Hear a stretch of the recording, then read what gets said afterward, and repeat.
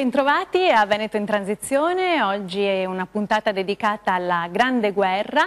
Abbiamo in studio qui con noi il regista di Fango e Gloria, Leonardo Tiberi, lo storico Pierluigi Sanzovo, direttore del Museo Emotivo, e la dottoressa Maria Teresa De Gregorio, direttore del Dipartimento Cultura della Regione Veneto.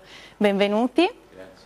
Iniziamo parlando di cinema, un cinema che racconta la Grande Guerra. In particolare il film Fango e Gloria racconta la storia di quei milioni di giovani che hanno vissuto il drammatico conflitto utilizzando come simbolo la figura del milite ignoto. Vediamo il trailer.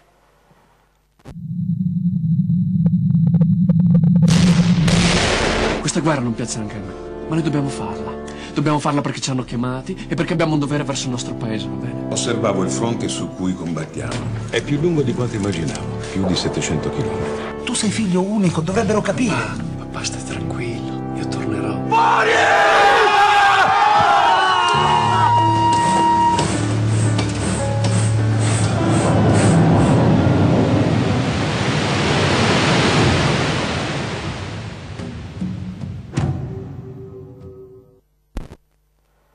Ecco, Leonardo, abbiamo visto il trailer del tuo film, bellissimo peraltro. Come hai voluto raccontare la Grande Guerra? Come hai affrontato questo argomento? Quando mi è stato proposto di fare un film sulla Grande Guerra, naturalmente in occasione del centenario dell'evento, io ho rispolverato una mia vecchia idea. Non volevo fare il solito documentario puntuale, cronologico, ma una vecchia idea che era quella di poter trovare un modo per poter coniugare assieme una fiction con degli attori, quindi con una sceneggiatura, sposandola con del materiale originale dell'epoca. E mi sembrava questa l'occasione giusta per poter tentare questa nuova strada. Naturalmente abbiamo dovuto superare molte difficoltà di carattere tecnico principalmente, perché la cosa a cui tenevo, che mi sembrava importante proprio per rendere credibile il progetto, era di poter adeguare le scene di repertorio come pasta, come sensazione, come, diciamo, modo, come mood da trasmettere agli spettatori al girato, e che era una cosa abbastanza complicata pensando che sono cose girate 100 anni fa. Quindi togliere a questi materiali di repertorio questo velo, questa polvere d'antico che crea una barriera, no, tra lo spettatore e il filmato, che si vede con distacco a questo punto, e avvicinarlo. Quindi c'è stato un grossissimo lavoro di laboratorio che è stato fatto a Roma, che ha comportato varie fasi, ultima delle quali è la coloritura delle scene. Infatti vediamo che abbiamo visto già nel trailer. Quindi arrivando a un livello tale che spesso dopo la proiezione mi sento dire, la cosa mi fa molto piacere, non riuscivo a distinguere qual era il girato e qual era il repertorio. Ecco. Quindi questo è stato un po' il... Che poi sia un docufilm o un film, questo lo lascio decidere agli spettatori e ai critici, che normalmente un docufilm si intende un documentario che ha al suo interno dei dettagli girati, però sempre con una voce narrante, con uno speaker. Qui invece sono gli attori che continuano l'azione sul repertorio. Ed è stato complicato trovare un equilibrio appunto tra immagini di repertorio e struttura narrativa di un film fiction? Naturalmente qui si è partiti diciamo nel verso opposto, si è partiti dalla disponibilità di repertorio, e sul repertorio che è stato rintracciato, adeguato per fare questa operazione, poi è stata costruita la sceneggiatura. Vediamo un altro estratto del film Fango e Gloria. Il mondo in questo momento è una locomotiva che corre a 100 km all'ora verso il futuro. Ma perché si deve fermare e perdere tempo per una guerra? Questa guerra non piace neanche a me, ma noi dobbiamo farla. Dobbiamo farla perché ci hanno chiamati e perché abbiamo un dovere verso il nostro paese, va bene? Ma cerchiamo di portare a casa la pelle, che è meglio,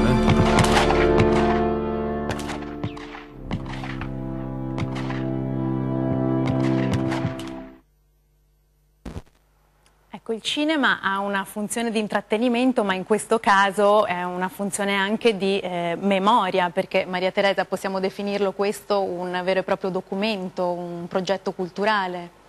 Assolutamente sì, e va ben oltre, pur essendo un film bellissimo che noi abbiamo voluto, che abbiamo chiesto di realizzare, ed è stato realizzato, è stata interpretata la nostra intuizione in maniera veramente eccellente sia dal regista che dal produttore. È un documento legato alla memoria di quell'evento bellico che di fatto nel nostro territorio ha avuto la gran parte si è svolto in gran parte nel nostro territorio, e quindi una forma di omaggio, di riconoscimento dovuto a chi ha perso la vita nella nostra terra. Il tema della memoria è fondamentale per costruire la storia, per capire chi siamo, dove vogliamo andare, da dove siamo venuti, quindi è uno degli elementi importanti anche delle politiche culturali. Con l'Istituto Luce, da cui sono tratte queste immagini di repertorio, abbiamo un rapporto ormai quasi decennale di condivisione dell'archivio, laddove con Luce dal Veneto viene praticamente riassunto, viene raccolto tutto il materiale filmico, fotografico, documentario che riguarda il Veneto. Quindi è nata anche da quella riflessione di poter mettere insieme, diciamo così, quello che già avevamo avviato come intuizione di dedicare il tema della memoria alla Grande Guerra. Quindi è stato un momento in cui si sono unite, diciamo così, due necessità e due grandi filoni di intervento di politiche culturali della regione. Pierluigi, il cinema spesso supera la realtà, no? Nel raccontare vicende, emozioni. Lo è anche nel caso della Grande Guerra? Beh, sicuramente il cinema è lo strumento fondamentale per poter raccontare alcuni aspetti della Grande Guerra, penso alle scene di battaglia o nel narrare l'attesa prima dello scontro. Sono tutti episodi che altrimenti sarebbero impossibili da descrivere a parole. Ci sono poi episodi della Grande Guerra che sembrano stati scritti appositamente per realizzarne un film. Possiamo citare l'esempio della tregua di Natale del 1914, quando i soldati inglesi e tedeschi spontaneamente fraternizzarono e si incontrarono nel No Man's Land. Ecco, di questo episodio ci siamo occupati anche noi del Museo Emotivo, utilizzando un altro linguaggio universale che è quello della musica, realizzando uno spettacolo musicale che racconta, attraverso i canti che si intonavano nelle trincee, ma anche canzoni di famosi cantautori o cantanti pop che hanno raccontato questo episodio che ormai è conosciuto in tutto il mondo. E al Museo Emotivo, che aprirà appunto ad aprile a Giavera del Montello, avete voluto offrire un'esperienza intima e personale ai visitatori, quindi sarà un museo atipico in un certo senso. Sì, sarà un museo atipico in quanto nasce come un progetto culturale che si alimentava con mostre, con iniziative. Dal prossimo aprile, in occasione appunto dell'avvio delle celebrazioni anche in Italia per il centenario, il Museo Emotivo diventerà anche un luogo fisico, un luogo dove tuttavia le opere esposte non saranno dei cimeli, delle armi, ma saranno le storie personali delle migliaia di soldati di tutte le nazionalità che hanno combattuto e sono morte sul Montello e sul Medio Piave. Quindi possiamo dire che la nostra sala espositiva saranno i luoghi della Grande Guerra sul Montello, dal cimitero britannico al Sacrario di Nervesa al monumento a Francesco Baracca. E ci sono diversi itinerari, no? Ogni visitatore può poi personalizzare la propria visita. Certo, ci sono 5 diversi itinerari, ma l'aspetto più interessante secondo noi è quello che chiunque venga a visitare il Museo Emotivo potrà trovare una storia alla quale sentirsi legato personalmente. Abbiamo soldati che provengono da oltre 2000 comuni italiani, quindi anche un visitatore che provenga dal più piccolo paese della Calabria o del Piemonte o del Veneto avrà la possibilità di visitare i luoghi dove hanno combattuto e sono morti i loro concittadini. Ma tornando adesso a parlare di cinema, la Biennale di Venezia ha voluto presentare nella scorsa edizione, in occasione del centenario della Grande Guerra, una versione restaurata del film Maciste Alpino con l'accompagnamento musicale del jazzista Raffaele Casarano e della sua band Locomotive. Maciste Alpino è uno dei capolavori del cinema muto e il personaggio Maciste è un personaggio complesso, quindi volevo chiedere a Raffaele, che è in collegamento, come ha raccontato appunto con la musica il personaggio Maciste. Un personaggio complesso ma anche abbastanza bizzarro, perché poi raccontare il momento della Grande Guerra in quel film Maciste Alpino, appunto, con la sua figura che è un po' tragicomica, per cui riesce sempre a sdrammatizzare, tra virgolette, la pesantezza di quei momenti, e quindi diciamo è stato divertente musicare le parti, come dire, le parti più drammatiche ma anche quelle più curiose, per cui è stato, diciamo, un tira e molla di emozioni, perché poi c'erano momenti molto intensi proprio a livello di pathos, invece c'erano alcuni momenti molto più leggeri in cui si scherzava anche un po' con le improvvisazioni, un po' con il pianoforte, un po' alla Charlie Chaplin e queste robe qui. Ed è stato complesso il processo compositivo? La prima volta che l'ho visto ero da solo, ovviamente, davanti al computer, e dopo 40 minuti iniziavo ad avere i primi cedimenti, perché senza, diciamo, avere suoni a fianco era un po' difficoltoso. Questo mi ha dato anche, diciamo, l'evidenza di quanto la musica sia fondamentale all'interno di un film.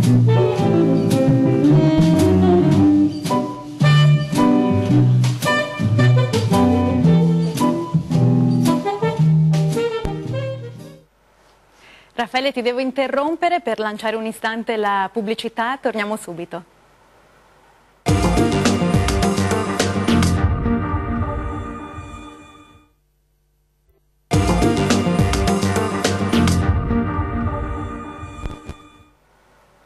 Bentornati a Veneto in Transizione, eravamo in collegamento con Raffaele che ci ha raccontato appunto l'esperienza di musicare dal vivo il film Maciste Alpino. Ricordiamo che il film sarà proiettato il 1° maggio al Trento Film Festival. Leonardo, torniamo a te e al film Fango e Gloria, che è stato interamente girato in Veneto. Hai trovato un particolare coinvolgimento, no? Da parte dei veneti e del territorio? Beh, a parte ovviamente il coinvolgimento e l'apporto della Regione Veneto, che è stata in questa operazione decisiva, ho trovato proprio sì, una grossa partecipazione, una grossa collaborazione da parte dei veneti e anche delle strutture. La trincea che vediamo nel film, ecco, porto questo esempio, è stata interamente costruita partendo da zero da volontari di questo comune che si trova sotto il Monte Baldo, che l'hanno costruita tra l'altro a tempo di record nei weekend, rispettando alla regola i disegni che avevamo mandato da Roma. E poi non pensavi fosse possibile quando hai proposto di costruire pensavo, il cinema crea sempre un mood, no? Nella gente, vedere i camion, i gruppi elettrogeni è sempre uno spettacolo, desta curiosità, forse meno di una volta. Però qui c'è stato proprio un coinvolgimento, un'offerta proprio di dare un apporto concreto, capisci? Di lavorare sul set. Abbiamo usato anche dei figuranti del luogo che si sono prestati, gettati nel fango, insomma, voglio dire, abbiamo veramente avuto una collaborazione splendida da parte loro. E questo è un lavoro che ti ha dato una particolare soddisfazione rispetto ai tanti documentari che hai già realizzato? Beh sì, come ti dicevo prima, è il primo lavoro che faccio mettendo in pratica questa mia vecchia idea. E spero di poterne fare degli altri seguendo sempre questo questa formula, magari dosando in maniera diversa fiction e repertorio, perché è un modo molto molto bello per raccontare la storia del Novecento. Io ho fatto una 60ina di documentari, quasi tutti sono sulla storia contemporanea, insomma, del Novecento, quindi ho una certa dimestichezza con questi materiali e credo che sia veramente una formula che funzioni anche per altri argomenti. Confermo, io che l'ho visto, veramente fa il suo effetto. Maria Teresa, il film Fango e Gloria ha aperto il calendario di attività previste per la commemorazione della Grande Guerra. Fa parte di un progetto culturale più ampio? Sì, fa parte di un progetto culturale più ampio che ha preso avvio già dal 2014 con la presentazione di questo progetto che riguarda più iniziative nel territorio. Ad esempio questa anche del museo che ci ha appena descritto, il museo emotivo. Il museo emotivo sarà sicuramente inclusa anche nelle cose. Infatti il fatto di essere qui oggi con diversi soggetti che hanno in termini diversi interpretato, dato un contributo alla promozione, alle celebrazioni, alle commemorazioni, perché sono commemorazioni della Grande Guerra, è molto importante.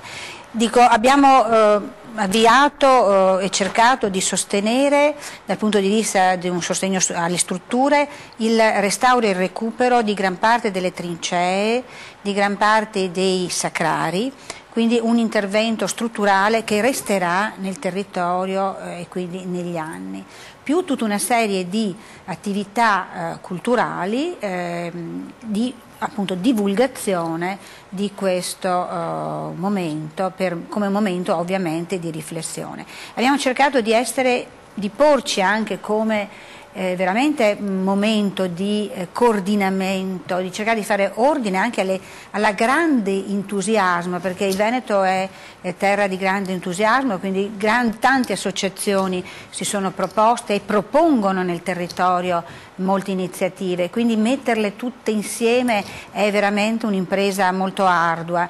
Ci sono iniziative spontanee che nascono dal territorio e ci sono le iniziative regionali. Attorno al progetto del film Fango e Gloria si è sviluppato un progetto più ampio rivolto agli studenti, rivolto ai cittadini, rivolto al mondo della scuola e rivolto anche a quelle persone ormai non più giovani che non possono vivere nelle famiglie ma vivono nelle case di riposo, e quindi porteremo il film anche presso questi istituti. È stato possibile grazie alla collaborazione con dei soggetti di produzione culturale, di divulgazione culturale con i quali noi diciamo quotidianamente abbiamo rapporti e condividiamo iniziative. Nel caso specifico Arte Ven, che è il nostro circuito regionale, che porterà nelle piazze presso i comuni il film per poter creare momenti anche di incontro e di riflessione comune. Ci sarà l'URIPA, che è un'associazione che si occuperà di portarlo presso le case di riposo, unitamente poi a dei momenti di produzione teatrale e di letture rivolte ai ragazzi, e quindi credo che ci sia un programma molto intenso che prende avvio nel 2015 per poi concludersi ovviamente nel 2018 con la firma della pace qui a Villa Giusti, e quindi di nuovo il Veneto sarà nel 2018 il protagonista di questa chiusura. Si apre il 24 maggio con il primo sparo di cannone dal Monte Verena e si chiude nel 2018 a Villa Giusti. Continuando a parlare di cinema, anche al Museo Emotivo avete trovato delle storie che sarebbero degne di un copione cinematografico. Sì, certamente. Tra le 30.000 storie personali che abbiamo raccolte ce ne sono alcune che emergono. È il caso ad esempio di James Mullenger, un soldato britannico ora sepolto nel cimitero britannico di Giavera, del quale siamo venuti a conoscere la storia personale grazie alla visita di una pronipote che nel 2009 lasciò sopra la sua tomba una foto con un indirizzo email. Tramite questo indirizzo siamo riusciti a metterci in contatto, è nata una bella amicizia tra il nostro museo e questa anziana signora che è tornata quest'estate a visitare la tomba del proprio prozio e ci ha portato un dono particolare, una bustina di semi di papavero. Il papavero è il simbolo che gli inglesi utilizzano per commemorare i propri caduti, che pianteremo in un'area del museo emotivo per realizzare anche con questo simbolo floreale un omaggio alla memoria di tutti i caduti. Ricordiamo che infatti l'11 novembre ogni anno viene celebrato il Remembrance Day, vediamo il video.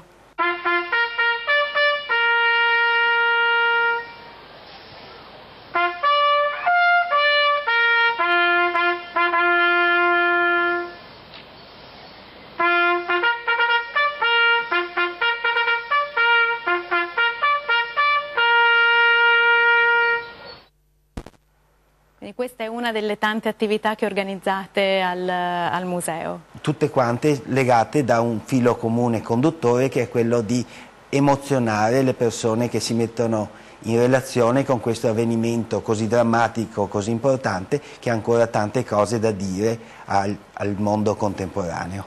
Invece se ti dico Giuseppe Ferrino... Beh, la storia di Giuseppe Ferrino è un'altra storia molto singolare. Si tratta di un artigliere piemontese, ora sepolto nel sacrario di Nervesa della Battaglia, e che in gioventù era stato un calciatore e aveva vinto nel 1913 il campionato italiano con la squadra del Casale Football Club. La singolarità della sua storia è che in realtà Giuseppe era un giocatore piuttosto mediocre, che ebbe però, a causa dell'infortunio dell'attaccante titolare, l'opportunità di andare a Roma, di giocare la finale e di segnare anche 2 gol. Quindi vedete come dietro ogni storia di soldato si nasconde anche la storia di un uomo.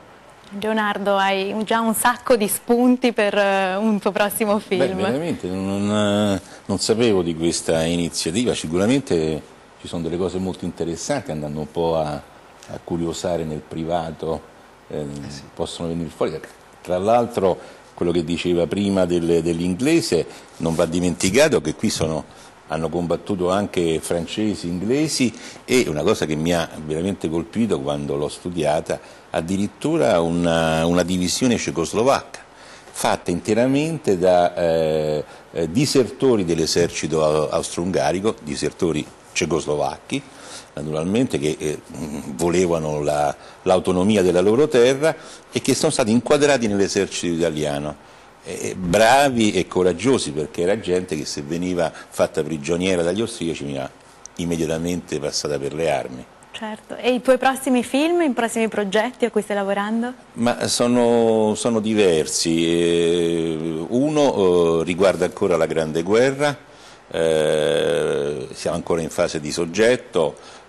Probabilmente sarà la Grande Guerra, raccontando la grande novità che è stata l'aviazione, no? L'aviazione che ha avuto personaggi importanti, il solito Baracca, ma anche delle grosse innovazioni dal punto di vista tecnologico, dove l'Italia era all'avanguardia, ho scoperto addirittura. Quindi probabilmente racconteremo ancora fatti di personaggi, di storie di persone nella Grande Guerra, però inserite in questo nuovo contesto. Bene, speriamo di vedere presto il prossimo film di Leonardo. Io ringrazio i nostri ospiti, Leonardo Tiberi, Pierluigi Sanzovo e Maria Teresa De Gregorio. Vi do appuntamento alla prossima puntata di Veneto in Transizione.